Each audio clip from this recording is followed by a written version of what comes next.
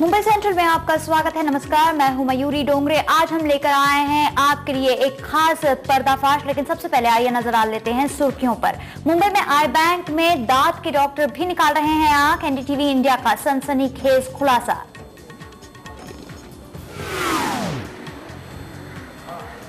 मुंबई में आतंकी हमलों से निपटेगा फोर्स 1, एनएसजी की तर्ज पर कमांडो तैयार करने की योजना।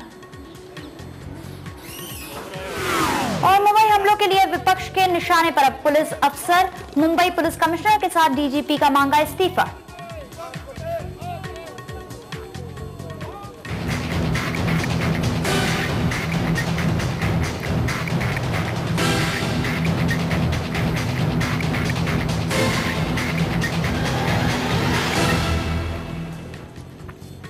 तो मुंबई सेंट्रल में आज हम बात कर रहे हैं एक बड़ी खबर की। देश में हर साल अंधापन बढ़ रहा है। देख ना पाने वाले लोगों की मदद के लिए नेत्रदान की योजना चलाने वाले संगठन काम कर रहे हैं, लेकिन शायद ये अंधापन कम करने के जिम्मेदार ये संगठन भी कम नहीं है। शहर में नेत्रदान के लिए काम करने वाले एनजीओ आंखें उन डॉक्टरों से निकलवाते हैं जिनके पास इस तरह की कोई डिग्री भी नहीं है। ये झील सी आंखें हैं दुनिया की सबसे खूबसूरत नारी की। ब्यूटी कॉन्टेस्ट में आपसे तरह तरह के सवाल पूछे जाते हैं, जैसे जाते वक्त इस दुनिया को क्या देकर जाएंगी आप? मैं अपनी आंखें आई बैंक को दे जाऊंगी। ये ऐश्वर्या राय की ख्वाहिश है।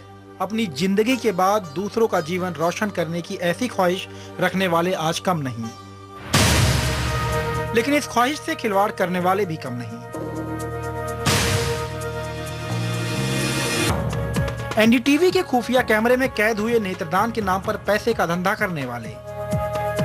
मुंबई के घाटकोपर इलाके का अर्पण आई बैंक देश का 7वां सबसे बड़ा आई बैंक माना जाता है। एनजीओ अर्पण ट्रस्ट चलाता है इसे। लेकिन सुनिए क्या कहता है इतने बड़े आई बैंक के दफ्तर का ये कर्मचारी। ये बनियान में बैठा है क्योंकि यहाँ जो डॉक्टर हैं वो दफ्तर में शायद ही कभी होते हैं।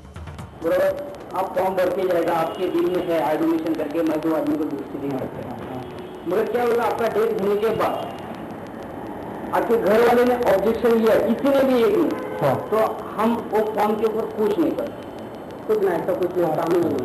इसलिए वो फॉर्म भरने का मतलब ये है। और ये कार्ड देख के आपके घर वाला बोलेगा इन्होंने एडमिशन किया है, और इसके ऊपर भी आपको एडमिशन के लिए वो राजी हो गए तो भी हो सकता है। यानी इस कर्मचारी को पता तो है कि आंखें कैसे दान की जाती हैं, लेकिन उसकी बातों से साफ है कि आई बैंक में नियमों की धज्जियां उड़ रही हैं। हैरानी की बात यह है कि यहाँ नेत्रदान की प्रक्रिया पूरी करने के लिए कोई सुविधा नहीं। फिर भी पिछले 4 साल में 2200 नेत्रदान का दावा है इस आई बैंक का। हालात का अंदाजा आप यहाँ के डॉक्टरों की डिग्री से समझ सकते हैं। नेत्रदान के लिए आई बैंक में डॉक्टरों के पैनल में सब कम से कम MBBS होने चाहिए, लेकिन यहाँ आधे से ज्यादा होम्योपैथ या आयुर्वेद डॉक्टर हैं। 9 डॉक्टरों के पैनल में कोई होम्योपैथ है, डेंटिस्ट या फिर आयुर्वेद से जुड़ा है। आई बैंक की ये हकीकत सामने आई है सूचना के अधिकार के तहत जानकारी मांगे जाने के बाद। 2200 आइज निकाली है और उसके साथ में उसने 6 डॉक्टर्स का पैनल दिया कि ये 6 डॉक्टर्स आइज निकाल रहे हैं। अभी वो 6 डॉक्टर्स जब भी मैंने देखा गया तो उसके अंदर होम्योपैथ, आयुर्वेदिक और डेंटिस्ट डॉक्टर ही निकाल रहे थे। बाद में वो लोग अर्पण आई बैंक ने मेरे को कोई डिटेल्स नहीं दिया। उसके बाद में मैंने हेल्थ डिपार्टमेंट से पूछा कि भाई मेरे को आई बैंक एक चालू करने के तो क्या चाहिए। तभी उसका नॉर्म्स आया कि उससे पहले तो एक MD डॉक्टर चाहिए। MD doctor means the medical director who should possess MS ophthalmologist degree, और आई इनोकुलेशन करने के लिए minimum qualification registered medical practitioner at least MBBS degree holder. Eye bank चलाने वाले अपने कागजों पर डॉक्टरों को ट्रेनिंग देने की बात करते हैं, जबकि 1955 का ह्यूमन ऑर्गेनिज्म ट्रांसप्लांटेशन एक्ट इसकी इजाजत नहीं देता। जो ह्यूमन ऑर्गन ट्रांसप्लांट एक्ट है उसमें बहुत क्लियर लिखा है कि he has to be a registered medical practitioner, और रजिस्टर्ड मेडिकल प्रैक्टिशनर की जो डेफिनेशन है उसमें MBBS या तत्सम अर्हता प्राप्त व्यक्ति चाहिए, और BAMS व्यक्ति वो उस डेफिनेशन में नहीं आता है। तो BAMS व्यक्ति ने या ऑप्थेल्मिक असिस्टेंट ने आईबॉल निकालना नहीं चाहिए।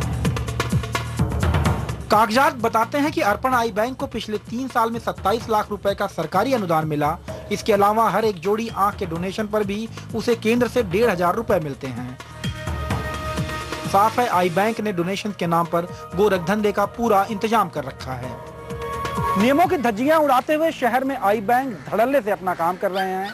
ये अलग बात है कि चलाने वाले इसे समाज सेवा का नाम दे रहे हैं, जबकि इसके पीछे मकसद अनुदान की मोटी रकम है। मुंबई से रवि तिवारी, एनडीटीवी इंडिया के लिए। तो इस खबर से एक्सपर्ट्स ने जो बयान दिए हैं, जो बातें की हैं, उससे पता चलता है इस खबर की गंभीरता। हमारे संवाददाता रवि तिवारी खुद इस पर ज्यादा जानकारी के लिए हमारे साथ मौजूद है। रवि, हमने एक आई बैंक में जाकर देखा है, आपने खुद वहां पर जाकर वहां के जो सो कॉल्ड जो आंखें निकालने वाले डॉक्टर हैं उनसे आपने बात की है, लेकिन क्या लगभग ये माने कि मुंबई और आसपास में जितने इस तरह से आई बैंक निकालने वाले एनजीओ हैं वहां पर भी यही गोरख धंधा चल रहा है? देखिए मयूरी, सबसे बड़ी बात यह है कि आई बैंक वो लोग चला रहे हैं जिनके लिए अनुदान की मोटी रकम सिर्फ मकसद है। यही वजह है कि शहर में जो दूसरे आई बैंक चल रहे हैं सबके बारे में जानकारियां तो हमारे पास नहीं आई, लेकिन ज़्यादातर जानकार ये मानते रहे कि आई बैंक जहां भी चलाए जा रहे हैं हर जगह सिर्फ मकसद है अनुदान। ना तो किसी ने बहुत ज़्यादा कोरम पूर्ति की है, क्योंकि राज्य सरकार के पास बहुत ज़्यादा अधिकार नहीं है आई बैंक को लेके कि वो सिर्फ एक परमिशन देती है और बाद में सेंट्रल गवर्नमेंट से आई हुई ग्रांट उनके पास डिस्ट्रीब्यूट की जाती है। लेकिन ज़्यादातर आई बैंक के बारे में जो जानकारियाँ आ रही हैं, जिस तरह से मैंने कई दिन घूम के विशेषज्ञों से बात की थी, सबका यही कहना था कि ज़्यादातर आई बैंक जो हैं वो जो चलाई जा रही हैं उनका एक ही मकसद है पैसा कमाना, ना कि लोगों को आंखें लौटाई जाएं। मयूरी जी, यानी कि दान के नाम पर ये दुकान चल रही है, लेकिन क्या इस पर कार्रवाई के नाम पर कुछ हो रहा है? क्या कोई संस्था है, क्या सरकार है, क्या प्रशासन के ओर से कोई कदम उठाया जा रहा है इस पर नजर रखने के लिए? तो कम से कम देखिए मयूरी, राज्य सरकार का एक डिपार्टमेंट है, खासकर मेडिकल डिपार्टमेंट, वो इस पे नज़र तो रखता है, लेकिन नज़र सिर्फ आंकड़ों पे होता है। उनके पास कोई सीधा इन्वॉल्वमेंट इनका नहीं है। ये आई बैंक जो आंखें निकालती हैं वो सीधे भेजती हैं एक आई कोऑर्डिनेशन संस्था के पास, जो खुद भी एक एनजीओ चला रहा है, जिसका सरकार से सीधा लेना देना कोई नहीं होता। वो किस तरह से आई बैंक यहाँ आती हैं, कितनी इस्तेमाल होती, कितनी नहीं, वो सिर्फ कागजों पे कुछ आंकड़े होते हैं, उनकी संख्या बहुत परफेक्ट नहीं होती। सबसे बड़ा सवाल तो यही है कि जिन आई बैंक्स ने दावे किए हैं कि वो 7वें नंबर पे हैं, क्या सच में उन्होंने इतनी आंखें निकाली हैं? और अगर आंखें निकाली गई हैं तो फिर वो उतने लोगों को आंखें क्यों नहीं लगाई गई? सबसे बड़ा सवाल ये है। हालांकि ये कहा जा रहा है कि पहले वो टेस्ट करते हैं, कई बार मरीज के परिवार के या मृतक के परिवार की खासकर उम्मीदों को देखते हैं कि वो जब डोनेट करना चाहते हैं तो आंख निकाली जाए, लेकिन इस्तेमाल के लायक नहीं होती। बाद के कई सवाल हैं, लेकिन जिस तरह से आंखें निकाली जाती हैं उस तरह से इस्तेमाल में नहीं आ रही। सबसे बड़ा सवाल ये जरूर खड़ा हो रहा है मयूरी। जी हाँ, जब लोग अपनी आंखें दान करते हैं उनसे कहा जाता है कि आप अपनी आंखें दान कीजिए, उसके बाद उन आंखों का क्या होता है ये हम आपको दिखा रहे हैं। कितना बड़ा ये एक धोखा है उन लोगों के साथ जो नेत्रदान करते हैं। आई डोनेशन कैंप्स जहां पे भरवाए जाते हैं, उसके बाद क्या हश्र होता है, क्या इसका नतीजा हो रहा है, ये हम आपको दिखा रहे हैं। वैसे कहावत यह है कि आंखें धोखा खा जाती हैं, लेकिन यही आरोप आंखों की हिफाजत करने वालों पर लग रहा है। जो सबसे ज्यादा जिम्मेदार माने जाते हैं उन पर सवाल उठ रहा है कि आखिर मुंबई की 2700 आंखें हैदराबाद भेजने के पीछे क्या?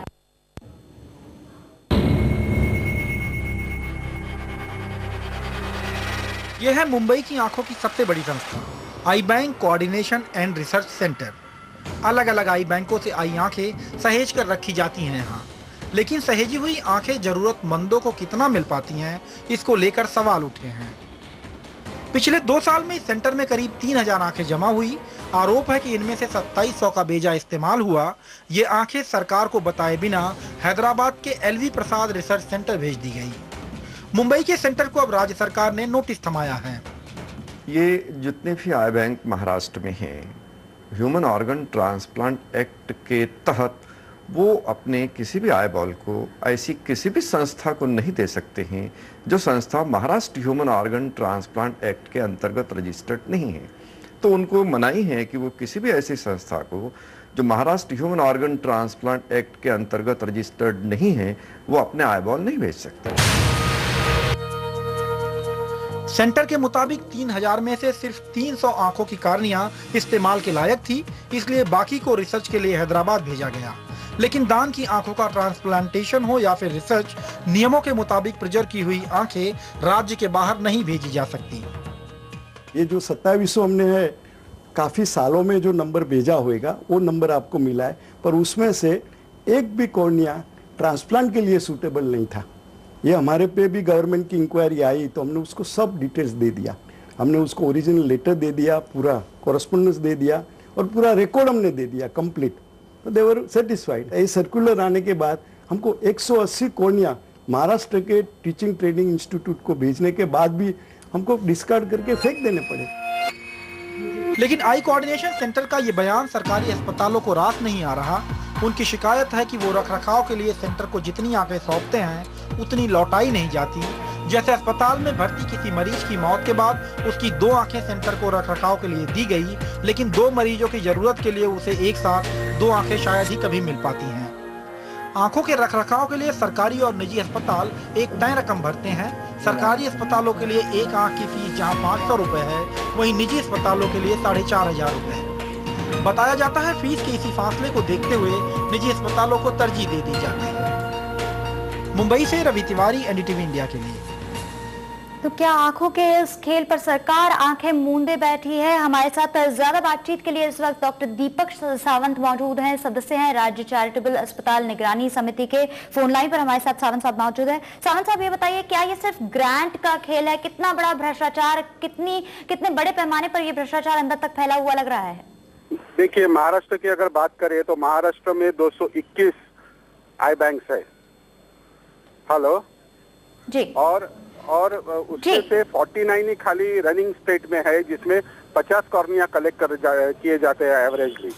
और ये आई बैंक की जो एसोसिएशन है वो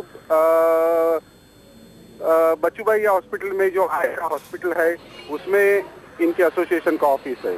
और ये हैदराबाद भेजा जाता है, एलवी प्रसाद में भेजा जाता है। वो बात सही है, अगर कॉर्निया यूज नहीं होता है तो कॉर्निया का जो यूज है वो 4 अलग अलग हिस्सों में भी हो सकता है, क्योंकि कॉर्निया का कुछ पार्ट जो है, जो एपिथेलियम है, वो किसी एक सर्जरी में होता है, कुछ पार्शल स्क्लेरा जिसको बोलते हैं उसमें हो सकता है। आपसे सीधे ये जानना चाह रहे हैं कि क्या आप मानते हैं कि भ्रष्टाचार कहीं ना कहीं अंदर है, खरीद फरोख्त इसकी होती है? 100% भ्रष्टाचार है, ये कॉर्निया का गोरख धंधा है। और अगर महाराष्ट्र के लिए अगर 3 लाख आंखों की जरूरत है तो आज सिर्फ हमें सिर्फ 5000 की तकरीबन आंखें मिलती है। और इसमें ऑपरेशन के लिए जो पैसा लिया जाता है वो 25,000 से लेके 85,000 तक पैसा लिया जाता है, ये मेरी जानकारी है। तो इसमें तो जरूर गोरख धंधा है ही।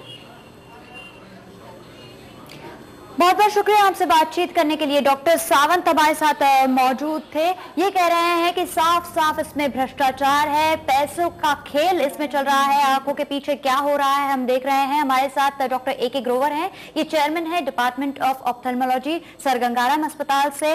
डॉक्टर ग्रोवर, आपसे जानना चाहेंगे, आप कितना इस बात को मानते हैं कि भ्रष्टाचार हो रहा है और इससे लोगों के साथ धोखा हो रहा है, उन लोगों के साथ जो नेत्रदान कर रहे हैं? आमतौर पे ये बहुत ज्यादा भ्रष्टाचार की समाचार नहीं है, जहां तक मैं आई बैंकिंग सर्कल में जानता हूं, क्योंकि जहां तक आई बैंक हैं वो जनरली रेगुलेटेड हैं आई डोनेशन एक्ट से और जो ह्यूमन ऑर्गन ट्रांसप्लांट एक्ट से, और आई बैंक एक्रेडिट किए जाते हैं गवर्नमेंट ऑफ इंडिया से। तो जो स्पेसिफिक इंस्टेंसेस कुछ हैं जहाँ पे कुछ पता चला है, उनको जरूर इन्वेस्टिगेट करके उनको बिल्कुल निप करना चाहिए। डॉक्टर ग्रोवर, आपको बीच में रोकना चाहूंगी, लेकिन जो हमने दिखाया है अपने दर्शकों को, जो टीवी पर हमारे दर्शक देख रहे हैं, कि एमबीबीएस ना होते हुए कोई डेंटिस्ट है, कोई बीएमएस का डॉक्टर है, कोई आयुर्वेद का डॉक्टर है, वो भी आंखें निकाल रहा है, ये कहाँ तक सही है? कानूनी तौर पे ये अभी तक बिल्कुल जरूरी है कि एमबीबीएस डॉक्टर ही, कम से कम एमबीबीएस डॉक्टर ही आंखों को निकालें। ये कानूनी सत्य है और इसको बिल्कुल फॉलो किया जाना चाहिए। लेकिन ये बात जरूर है कि आई बैंक एसोसिएशन काफी टाइम से लोगों को ट्रेनिंग देने की कोशिश कर रहा है, आई बैंक टेक्नीशियंस को भी, कि वो साथ में जाया करें, वो आई बैंक टेक्नीशियन भी आई को निकालना सीखें। और अगर लॉ को मॉडिफाई किया जा सके टाइम से, तो आई बैंक टेक्नीशियन जो बहुत अच्छे ट्रेंड हैं वो आई की रिमूवल जो है वो कई बार बहुत अच्छे तरीके से कर लेते हैं, जो कि कई बार जी, यानी कि अभी तक हम अगर देखें तो कानून की सीधे सीधे धज्जियां उड़ाई जा रही हैं, सीधे सीधे जो कानून है उसको ताक पर रखकर ये जो एनजीओ हैं वो आंखें निकाल रहे हैं। बहुत बहुत शुक्रिया डॉक्टर ग्रोवर हमसे बातचीत करने के लिए। तो कितनी बड़ी है ये दान की दुकान और नेत्रदान करने वालों के साथ हो रहा है कितना बड़ा धोखा, हम आपको दिखा रहे हैं। इसी पर हमारा ये खुलासा, हम आपको बताते रहेंगे कि आखिर क्या प्रक्रिया होती है, किस तरीके से आंखें निकाली जानी चाहिए और किस तरीके से इसके साथ खिलवाड़ हो रहा है। ये खुलासा जारी रहेगा एक छोटे से ब्रेक के बाद भी।